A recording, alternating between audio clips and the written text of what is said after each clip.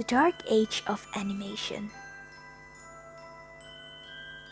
Dari tahun pertengahan 1950-an sampai awal 1980-an, dunia animasi mengalami penurunan kualitas. Diawali dari kejatuhan studio-studio besar, kemudian munculnya ciptaan televisi dan perkembangannya yang menjadi masalah besar bagi dunia animasi. Turunnya ekonomi secara mendunia akibat Perang Dunia Kedua yang membuat semua orang mencari cara apapun demi mendapatkan uang. Limited animation, hingga pengutamaan merchandising di atas kualitas animasi. It's gonna be a ride, so sit back, relax, and enjoy the show.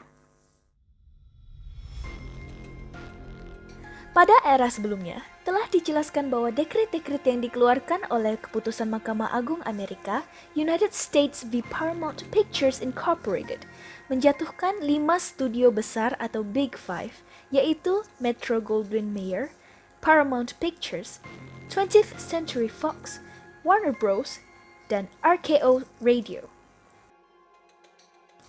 Di antara kelima dekret itu adalah, yang pertama, pelarangan terhadap Big Five dalam melakukan block booking film pendek bersama fitur film utama.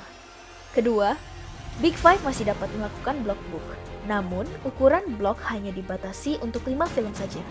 Ketiga, blind buying sekarang dilarang dan diganti dengan trade showing.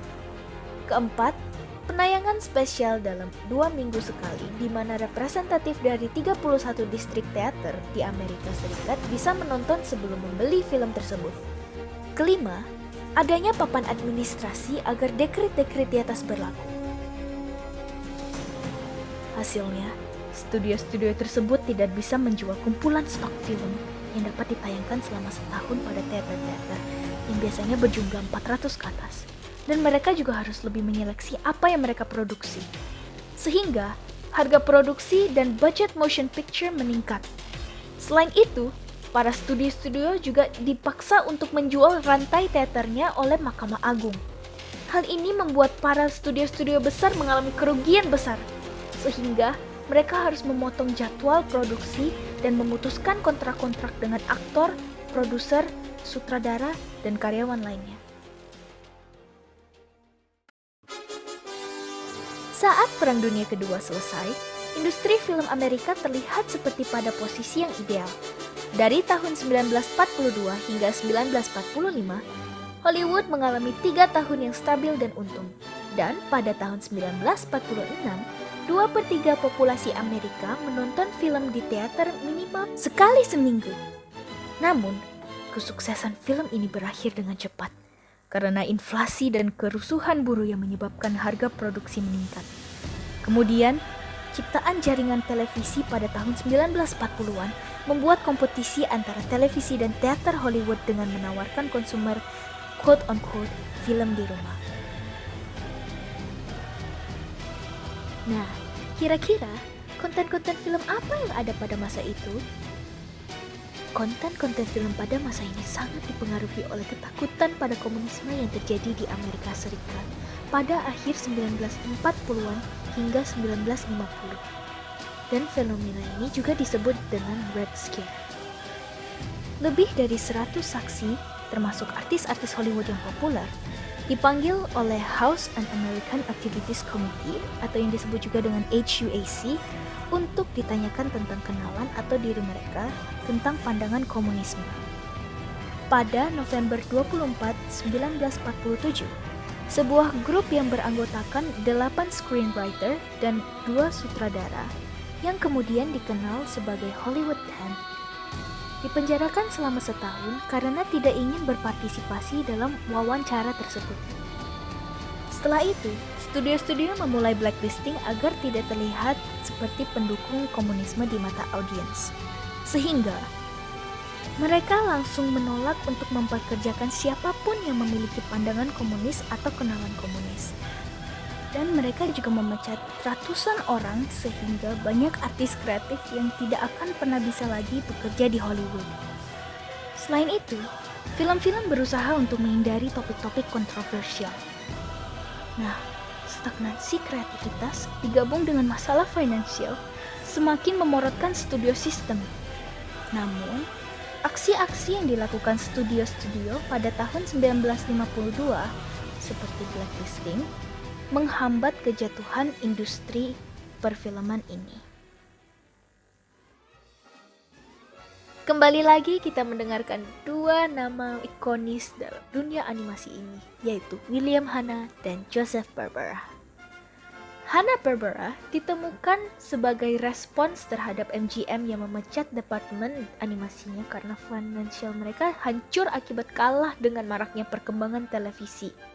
Namun, Hanna dan Barbera tidak berhenti di situ saja. Mereka berusaha untuk terus mengejar impian mereka.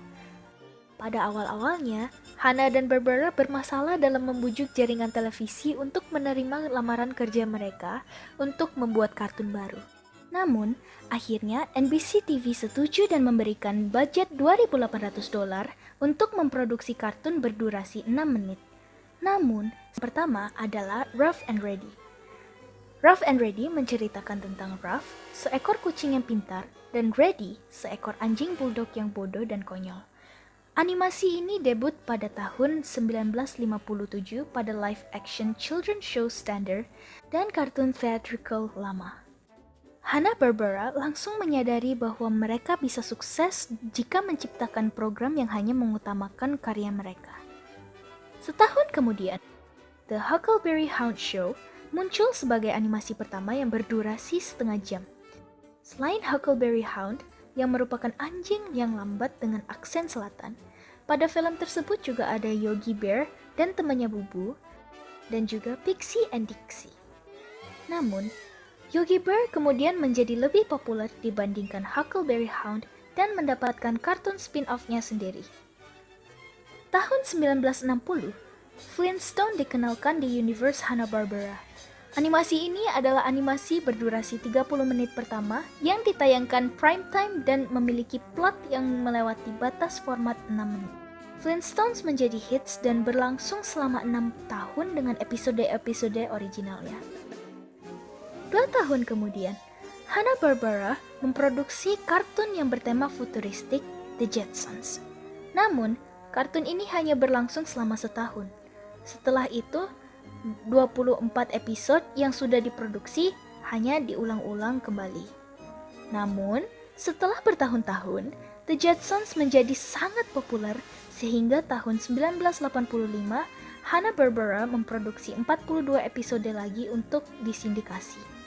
Kemudian, pada musim panas berikutnya, film berdurasi penuh dirilis dengan penyanyi Tiffany sebagai anaknya Judy. Walaupun Hanna-Barbera pernah dijuluki sebagai pioneer animasi televisi, beberapa ahli kartun merasakan bahwa studionya menghancurkan animasi sebagai bentuk seni. Padahal, awalnya, Beckerman merasa kagum karena Hanna-Barbera menyelesaikan masalah keuangan dan produksi dengan inovasi limited animation. Namun, lama-lama Beckerman mengatakan bahwa ia dan animator lainnya menjadi tidak tertarik karena ia merasakan bahwa stylenya, yaitu limited animation, menjadi kebanyakan hanya gerakan kepala dan mulut. Chuck Jones juga beranggapan bahwa animasi terbaik bisa ditonton tanpa adanya soundtrack atau suara background, sehingga ia sangat mengkritik gaya animasi Hanna-Barbera yang lebih banyak mementingkan dialog dibandingkan visual untuk melanjutkan plot cerita, sehingga Jones menamainya sebagai Illustration Radio. Namun, sekarang, kartun Hanna-Barbera sudah tidak lagi terbatas seperti 30 tahun yang lalu. Dulu, hanya 25% animasi yang dipakai. Namun, sekarang sudah mencapai 80%.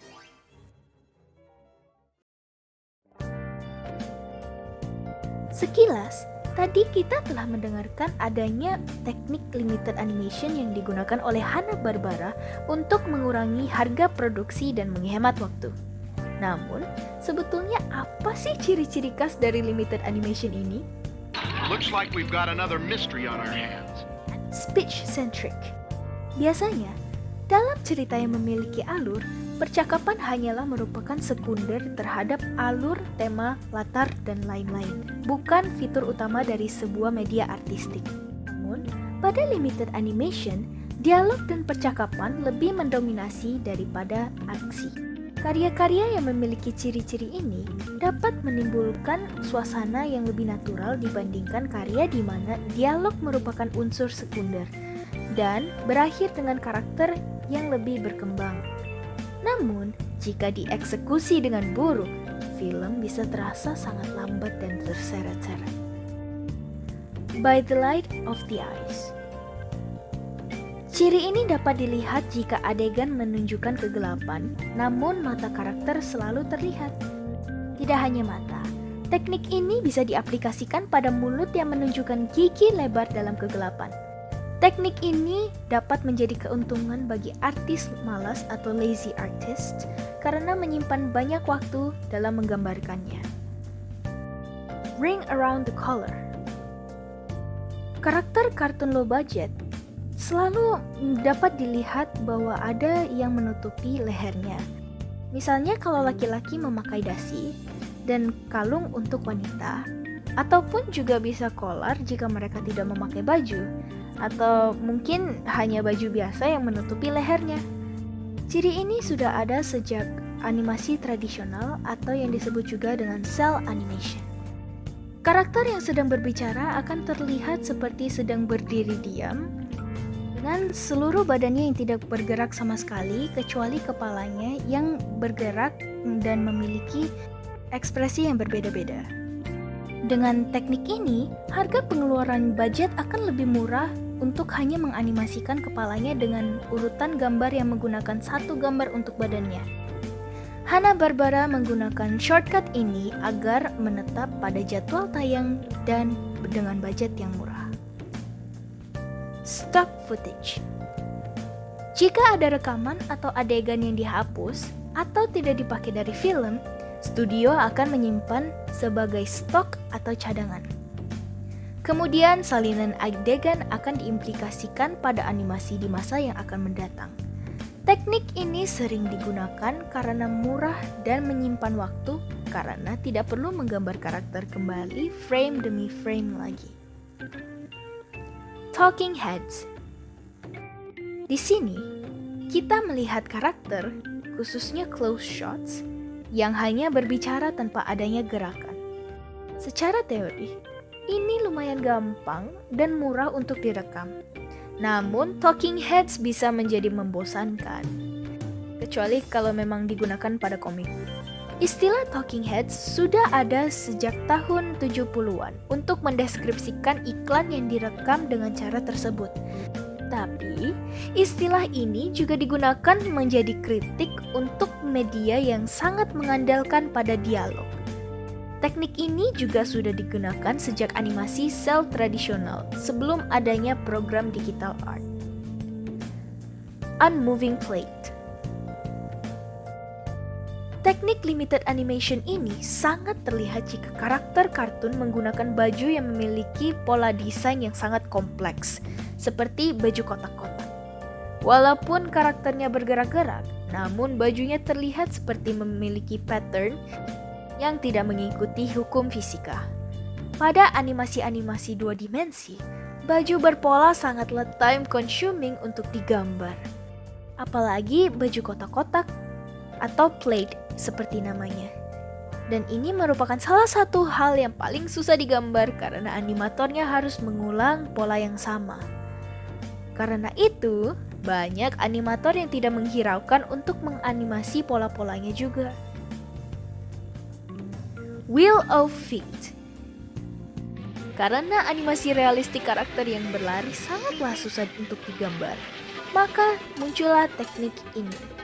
Teknik ini digunakan dengan bagian tubuh atas dari sebuah karakter yang ditempelkan kepada quote-unquote kaki yang digambarkan sebagai roda berputar dengan garis-garis yang buram. Teknik ini biasanya digabungkan dengan efek suara bongo cepat dan ditambah dengan siulan. Wrap around background. Saat karakter copy-paste by lazy artist. Lazy artist merupakan julukan bagi para animator yang menggunakan teknik limited animation dengan men-tracing adegan-adegan dari film lama mereka dengan gerakan yang sama, namun menjadi karakter yang berbeda.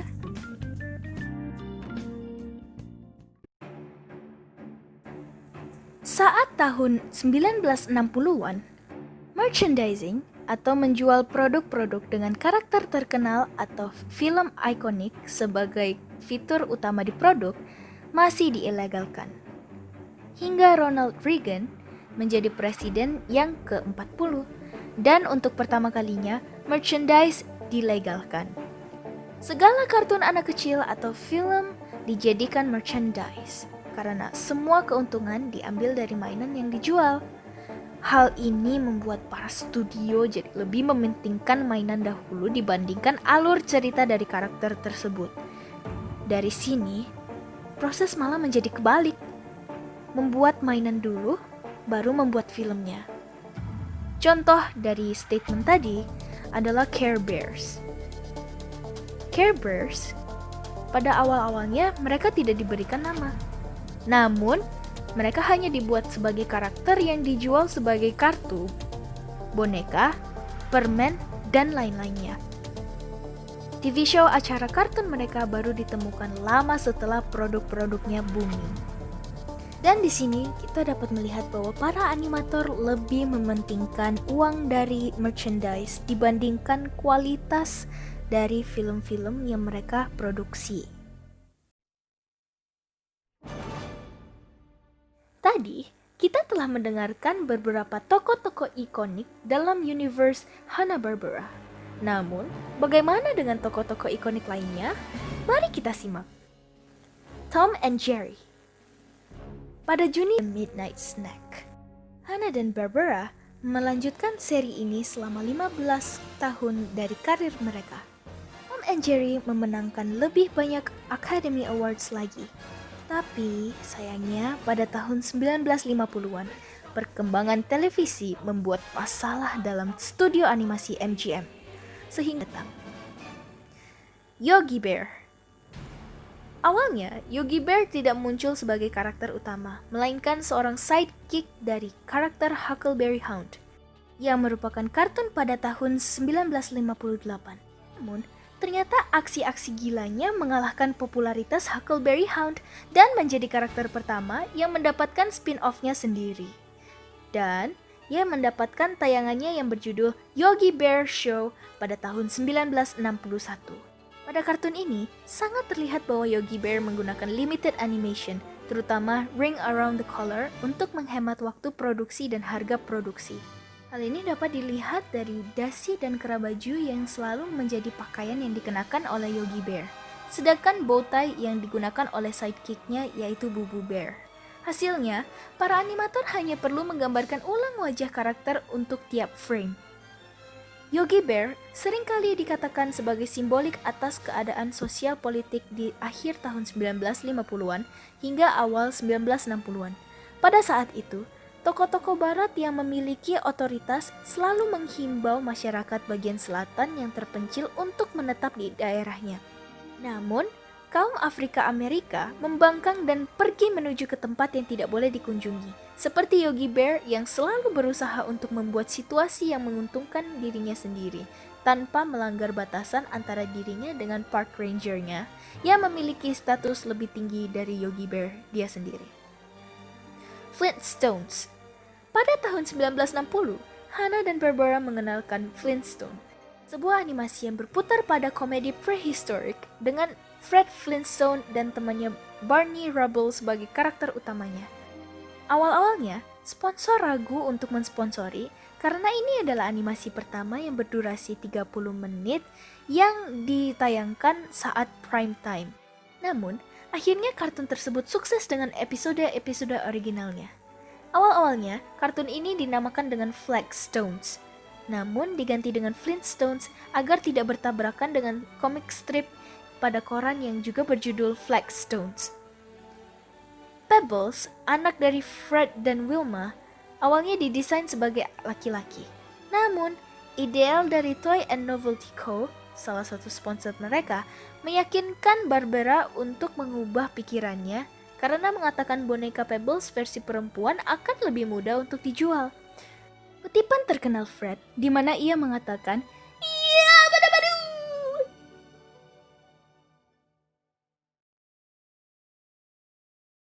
merupakan improvisasi original dari Alan Reed sendiri, pengisi suara original Fred. Ia mengatakan, "Apakah aku boleh mengatakan iya bada-badu?" Namun, pada zaman itu, banyak orang yang mengatakan bahwa Flintstone menjiplak karakter Honeymooners karena Fred mirip dengan Ralph Cramden. Tapi Joe Barbera mendesain karakter tersebut dengan berbeda. Respons Barbera terhadap ini adalah, "Jika kalian membandingkan Flintstones dengan Honeymooners, itu adalah pujian terbesar bagiku. Tapi, Honeymooners tidak ada humor yang kita terapkan di Flintstones." The Jetsons. The Jetsons merupakan sitkom animasi Amerika yang diproduksi oleh Hanna-Barbera Productions. Seri originalnya hanya ada 24 episode dan ditayangkan pada Minggu malam di ABC dari awal 23 September 1962 dengan reruns yang berlangsung hingga September 22, 1963.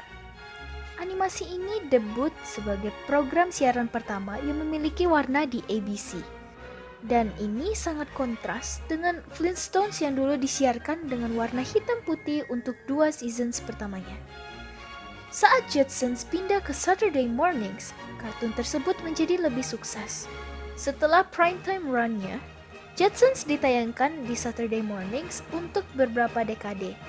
Dimulai dari ABC, kemudian CBS, dan berakhir di NBC. Episode-episode baru diproduksi untuk sindikasi pada tahun 1985 hingga 1987.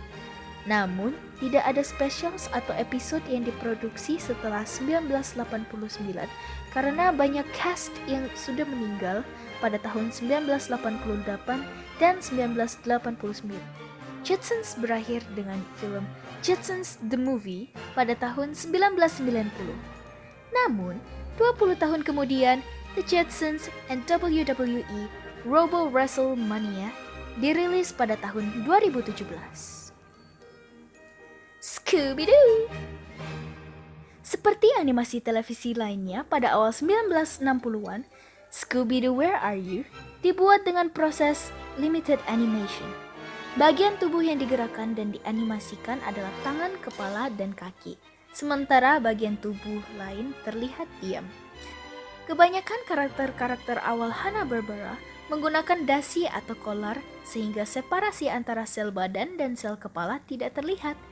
Dan kebanyakan mukanya didesain untuk memiliki muzzle agar mulutnya bisa dianimasikan dengan sel yang berbeda. Namun, di Scooby-Doo tidak ada karakter yang memiliki desain separasi muka tersebut.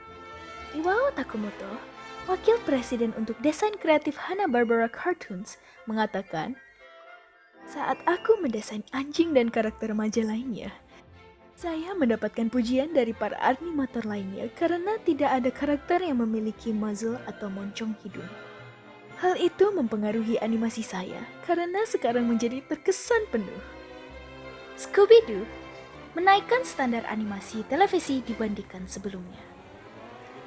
Space Ghost.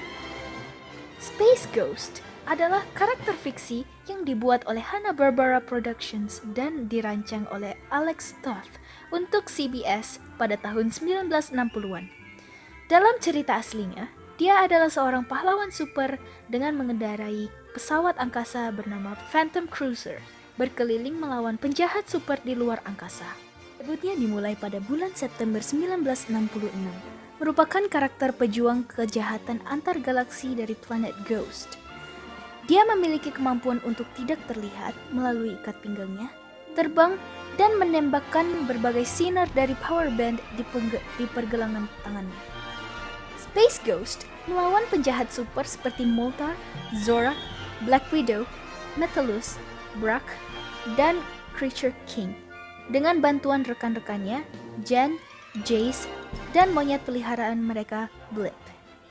Serial aslinya berbagi waktu dengan segmen yang tidak terkait sama sekali dengan Space Ghost, yaitu yang bernama Dino Boy in the Lost Valley. Selama penayangan aslinya, ada total 42 episode Space Ghost dan 18 episode Dino Boy. Namun, serial ini berakhir pada tahun 1968. Pada tahun 2000-an, Space Ghost diubah menjadi pahlawan super dalam sebuah miniseri oleh DC Comics.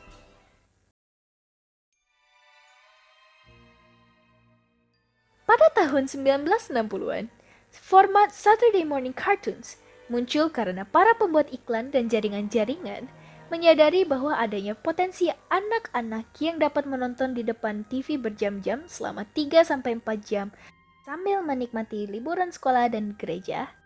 Dan orang tuanya akhirnya bisa tidur untuk menggantikan waktu tidur yang kurang saat mereka bekerja selama seminggu. Saturday mornings biasanya ditayangkan jam 8 pagi sampai siang waktu timur.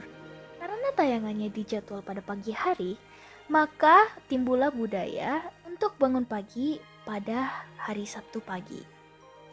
Nah, Saturday mornings merupakan evolusi dari blok Weekend Matinee yang dioperasikan di bioskop-bioskop pada setengah abad pertama, di mana bioskop mengoperasikan kartun, cliffhanger serial, dan berita untuk seharian sebelum film utama ditayangkan saat malam hari. Setiap orang dapat membeli tiket untuk menonton.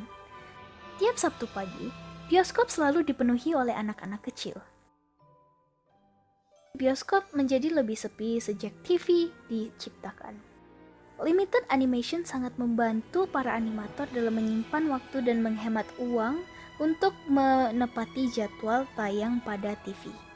Dengan selipan acara live action, banyak jaringan yang merebut prime time pada sore hari untuk mempromosi jadwal Saturday morning mereka untuk tahun yang akan mendatang.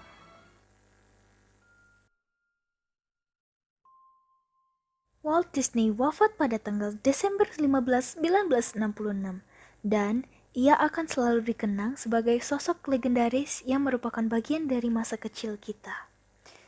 Wafatnya Disney mempengaruhi dunia animasi. Disney adalah pelopor dalam dunia film dengan cara berikut. Yang pertama adalah dengan membuat animasi lebih dari sekedar gambar sederhana yang bergerak di layar. Walt Disney menginginkan animasi yang lebih baik, seperti aslinya. Kedua, menambahkan suara ke kartun, membuatnya lebih bisa ditonton. Yang ketiga, membuat kartun berwarna meski mahal. Disney merasakan itu akan menambahkan nilai bagi kerajaannya yang sedang bertumbuh. Dan yang keempat, membuat animated feature film dengan premier dan kesuksesan Snow White and the Seven Dwarfs.